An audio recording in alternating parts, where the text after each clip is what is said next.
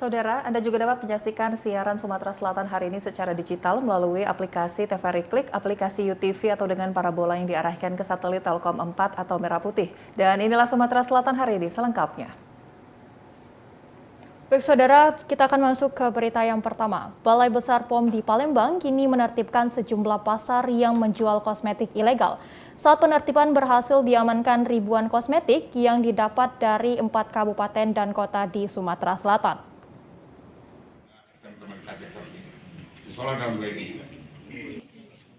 Dalam melindungi masyarakat dari penggunaan kosmetik yang membahayakan kesehatan dan merugikan ekonomi nasional, Balai Besar POM di Palembang menggelar penertiban kosmetik ilegal secara serentak. Penertiban ini dilakukan di pasar di Kota Palembang, Kabupaten Oku, Muara Enim, dan Kabupaten Buba. Hasil dari penertiban itu, kosmetik ilegal yang diamankan sebanyak 7.536 pieces dari 237 item, dengan total senilai sekitar 198 juta rupiah. Informasi ini didapat saat pers rilis hasil pengungkapan kosmetik ilegal. Produk kosmetik ilegal beragam jenis ini semuanya mengandung zat merkuri yang bisa menyebabkan penggunanya terkena kanker dan gangguan janin. Produk kosmetik tanpa izin edar yang paling banyak ditemukan adalah krim tanpa label dan kebanyakan sudah kadaluarsa.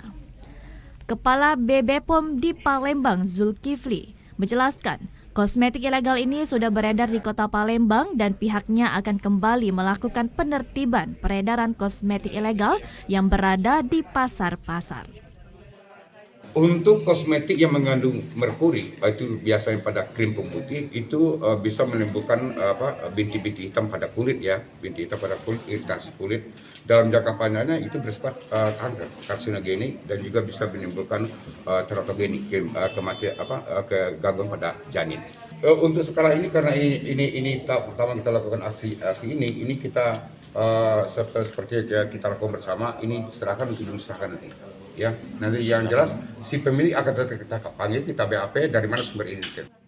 Terkait masih adanya peredaran kosmetik ilegal dan tidak memenuhi syarat, Balai Besar POM di Palembang kembali meminta kepada seluruh pelaku usaha untuk mematuhi segala peraturan perundang-undangan yang berlaku.